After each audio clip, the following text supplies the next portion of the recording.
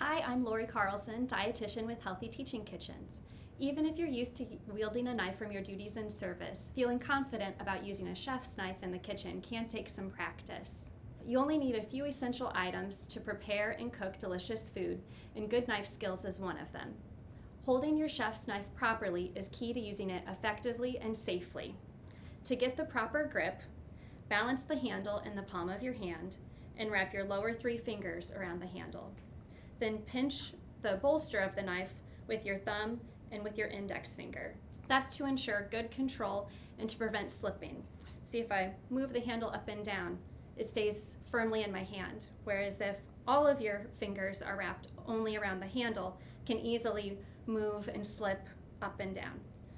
So the proper grip is just 3 fingers on the handle and then pinching the back of the blade. Then most of the cutting will be done with the middle of the blade using a rocking motion.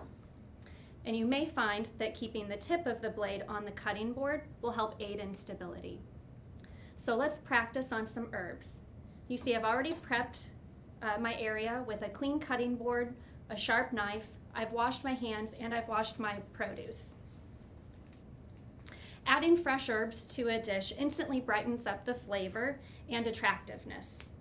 For leafy herbs like fresh basil or sage or mint, all you have to do is pluck off a few leaves and stack them up and then roll them tightly.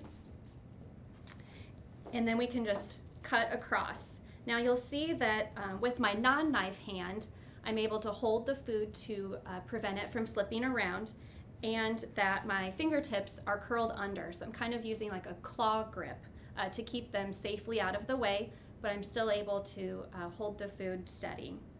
Then we can just use that rocking motion that I mentioned to cut thin ribbons. And so if you are reading a recipe, sometimes those ribbons are called a chiffonade as well. So when you're using your chef's knife properly, it should just be a smooth rocking motion. You'll notice the tip of the knife stays on the cutting board, and my fingers are just moving backwards with my non-knife hand. And so there shouldn't be a lot of banging around or noise when you're using your chef's knife properly. It should just be that smooth action, and the weight of the knife should glide through the food that you're making.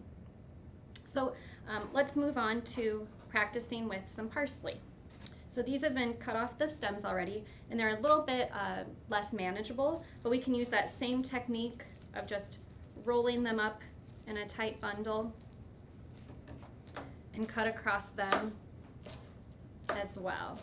And so you'll notice that rocking motion, I'm not having to pick up my knife and cut each time. Just continue using that rocking motion.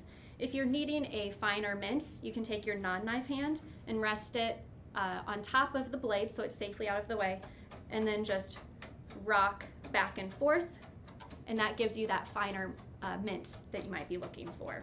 When a recipe calls for an ingredient to be chopped, it means that the ingredient should be chopped into little cubes, and all of those cubes should be about the same size so that they all cook properly, they cook evenly. So we can practice chopping on an onion.